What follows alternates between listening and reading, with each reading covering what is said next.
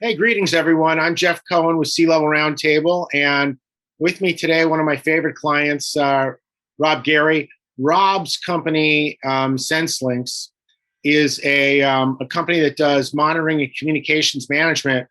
And we're here today. We're going to have a conversation specifically focused on hotels and hotel industry, and where they see areas that they can help. So, Rob, why don't you go ahead and introduce yourself and let's learn about that. Yeah, Jeff, thanks for having me today. What SenseLinks does is we create wireless monitoring solutions, and we have particular expertise in hotels. We feel like we're experts in all things hotels, as far as all the things that they need to monitor, and we create systems that will limit their liabilities and increase their profitability and things along those lines. So, Rob, what are some of the key areas that you're monitoring or managing as far as communications goes? And what are the benefits of those? Yeah, well, a couple of things are actually legislated that the hotels have to do, and there are other things that are preventive in nature that they should do so that they won't have any disasters happen. So I'll give you some examples, Jeff. Give you an example of some of the things we do. One of them is in many states and many cities there's now legislation, some of which has already passed, that you have to protect employees who are in rooms alone or with customers. A good example is a housekeeper, right? So we have a system to make sure they comply with state and city mandates called the panic button solution, where every housekeeper is protected. If they ever feel like they're at risk in a room, there's a male there that they feel threatened by, they can just simply push a button. So that's one of the solutions. Then we also have another one that's going to have a mandate, and that's POTS line replacement. Many hotels are still using old copper lines to monitor for use with their elevator phones, their fax machines, their fire and burglar alarms. And those lines are no longer have to be supported after August of 2022. And so we have a solution that will give them better technology and cut their monthly bill down too. So you save money by getting better technology. And then there's other stuff, Jeff, such as, things that are preventive in nature, right? Like leak detection, leaks for toilets and pipes and pools. So you know the instant something's leaking, so you can repair it before it turns into a full-blown problem, right? Where you're spending hundreds of thousands of dollars in repairs, and then you have lost revenue because you can't rent out rooms. Pest control, without having to use an outside company after you discover you have pests, you have rats or something along those lines, having traps that have monitors in them so you catch them right away, discover you have a problem before it's an infestation, things along those lines. So we have all these types of solutions that benefit the hotel industry. Wow. So it sounds to me like there are a couple of key areas, and you've delineated it from what I hear between the things that are nice to have that will make a difference long term, the things that you need to have because there are rules and regulations or laws that have passed and there's a timeline, and the things that you must have or you can't actually operate your facility effectively. I think that's a good way to define it. Yeah, and so it sounds to me also like in the classic crawl, walk, run. Do you get started with customers like taking a baby step and then taking a bigger step and going from there?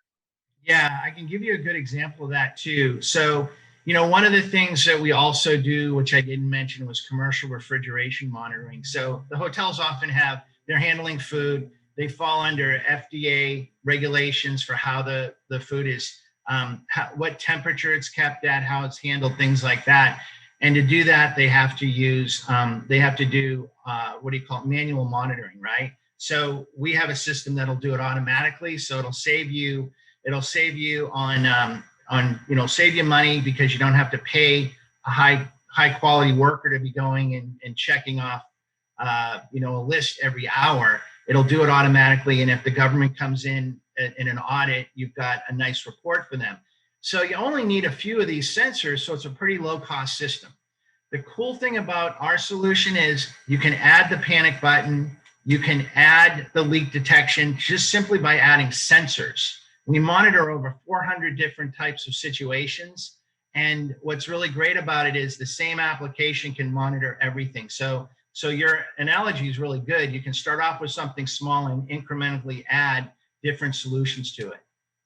So when you say start small, what does that actually kind of look like in reality? Like, can you give us an example of a customer you've started working with? Yeah, there's a Marriott downtown LA that they probably have like 20 sensors.